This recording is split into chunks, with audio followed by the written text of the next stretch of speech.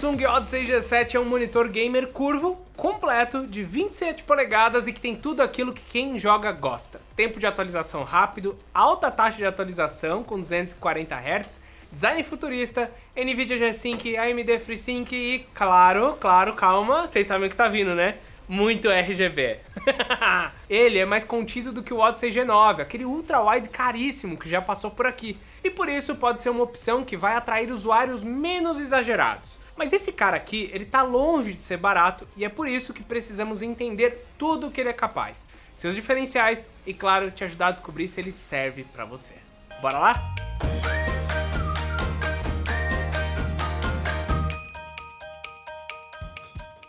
Eu lembro de ter falado no ano passado que o Odyssey G9 era tão grande que ele funcionava como se fossem dois monitores acoplados, sem uma faixa preta no meio. O G7 é como se fosse um corte exatamente no meio, quase como um Odyssey G4.5. Mas a Samsung não quis seguir a minha dica, tá? Eu tentei e o posicionou de forma diferente, então ele é o Odyssey G7, que pode estar relacionado com o design de 27 polegadas na proporção 16:9, que é uma configuração bem padrão.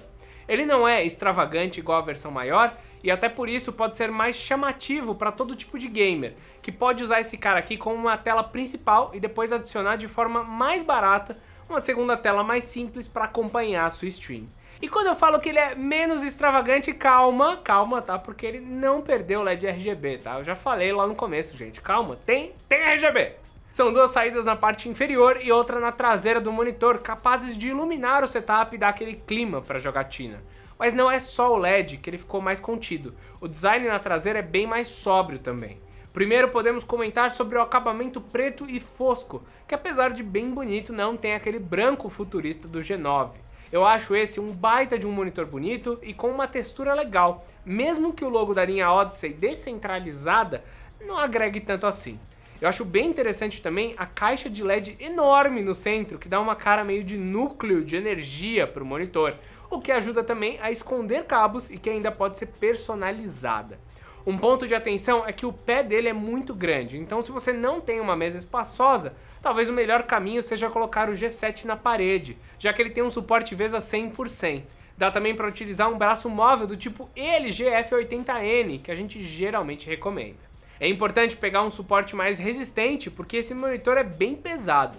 Por contar com uma construção em metal, ele chega a ter 9 kg quando está com a sua base. Na parte traseira temos um dos primeiros diferenciais desse cara, já que dá para esconder os fios de um jeito bem intuitivo. Todas as saídas ficam na parte traseira inferior e voltadas para baixo, e a parte metálica que sustenta o Odyssey tem um espaço para fios, e é só passar cada um deles na canaleta que o acabamento em plástico se encaixa e ajuda a deixar o setup mais clean.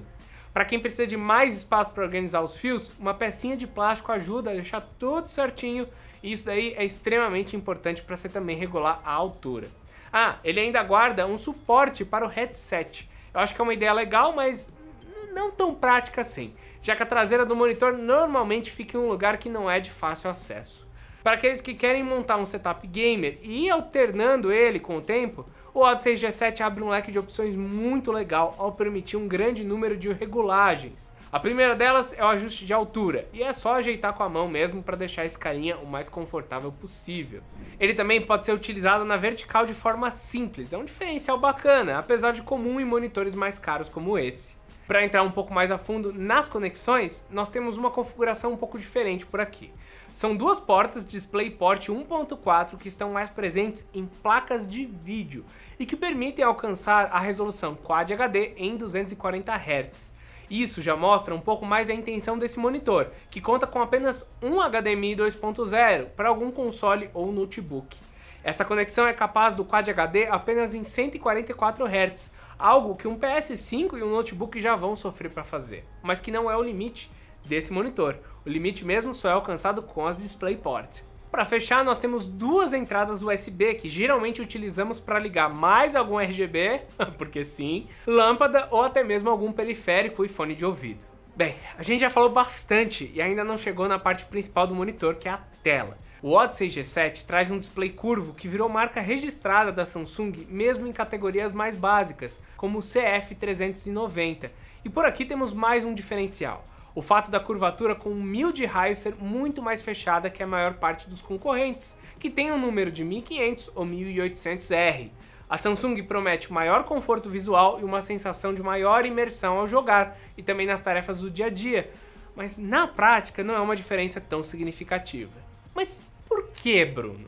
Bem, porque ele tem tamanho e proporção de tela que não são tão exagerados como no G9. Ter um raio menor como esse em um monitor ultra-wide ia ser muito mais estranho do que nesse modelo aqui que é um pouco menor. No fim, eu gostei de como ele tá e não incomoda. O monitor curvo ele pode ter alguns efeitos no ângulo de visão, já que ele é feito para uso individual, e se a ideia é que mais pessoas consumam conteúdo nele, pode ser que quem não estiver exatamente na frente do monitor tenha algum tipo de visão prejudicada ou alguma linha fique estranha.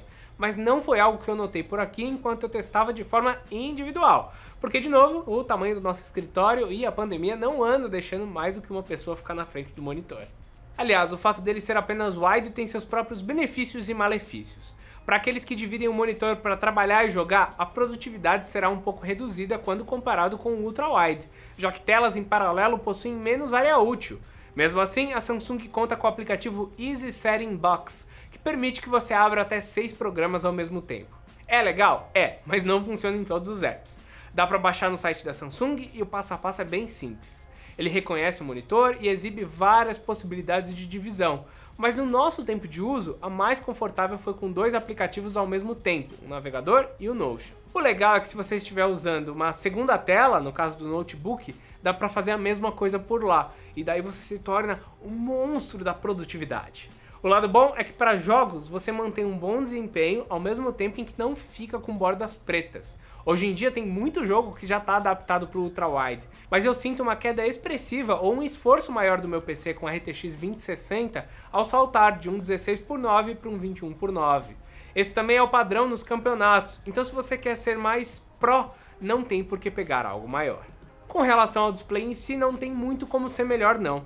Primeiro que o G7 conta com uma taxa de atualização de 240 Hz, característica que vem sendo cada vez mais usada para jogos competitivos menos pesados, como CSGO e em alguns momentos até mesmo Fortnite. Só que o G7 ele também pega emprestado alguns recursos das TVs mais caras da Samsung. Ele tem resolução Quad HD de 2560 por 1440 pixels e o display é QLED, que é uma imagem formada por pontos quânticos e que geralmente traz não só cores mais realistas e nítidas, como um contraste maior. Como nós não temos OLED ainda nos monitores gamers, esse monitor aqui promete ter um dos melhores contrastes do segmento. Some isso ao HDR600 e pronto, nós temos um display bem relevante. Segundo nossos testes, o G7 conseguiu atingir valores bem próximos dos 600 nits de brilho, colocando-o realmente como uma opção para lugares mais iluminados, que tem mais luz incidindo.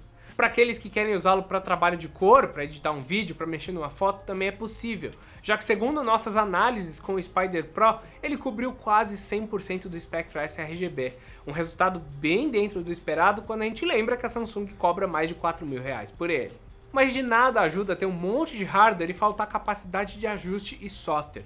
Por aqui o brilho e contraste podem ser ajustados diretamente no monitor, com uma chave que fica posicionada de forma bem discreta na parte inferior dele. O menu tem um desenho bem futurista e permite fazer todos os ajustes de imagem mais complexos, como regular a luz de fundo, acentuar ou suavizar os pretos, usar um dos presets de imagem já definidos pela Samsung e até mesmo usar o modo de conforto para os olhos, que filtra a luz azul. Muitos celulares da linha Galaxy já fazem isso, então você já deve estar acostumado. Mas as regulagens não acabam por aqui. Quer regular a cor e os efeitos do LED no monitor? Tá lá! Assim como todas as funções para jogos, como FreeSync, G-Sync e, claro, a definição de tempo de resposta. Além disso, o tamanho da tela que será utilizada e a taxa de atualização. Para fechar, ele tem o modo Picture in Picture destacado, que serve para você ativar uma das funções mais importantes dele, que é usar as duas entradas diferentes em simultâneo, plugando o HDMI e o DisplayPort e colocar as duas lado a lado. Quer ligar um Note para trabalho e um desktop gamer no mesmo monitor? Bem, dá por aqui. Bem, no fim, o Odyssey G7 é um baita do monitor, e que até se posiciona bem no segmento. Ele consegue juntar várias características que os concorrentes ainda não têm, o que facilita a escolha nesse segmento, tanto dele como dos concorrentes. Por exemplo, o Acer Predator X34 sai por quase o mesmo preço. Ele tem mais tamanho, com 34 polegadas em tela curva, mas só 120 Hz de frequência e um tempo de resposta de 4 milissegundos. O Dell Alienware AW2521HF tem os mesmos 240 Hz e 1 milissegundo de resposta da Samsung, mas tem uma tela de 25 polegadas que é apenas Full HD. Então, apesar de mais barato, é menor e com menos resolução. No geral, você tem que ver valor nesse cara para ele fazer sentido para você, já que o preço não é barato. E para conseguir empurrar Quad HD com 240 Hz, você precisa de um computador muito parrudo. Se você não tem esse computador, talvez o Dell Alienware faça mais sentido para você. Se esse vídeo te ajudou, lembra dos links na descrição, do comentário, do like e, claro, de se inscrever, porque eu espero vocês nos próximos vídeos sobre jogos e sobre todo o resto. Então é isso, meus amigos, e até mais!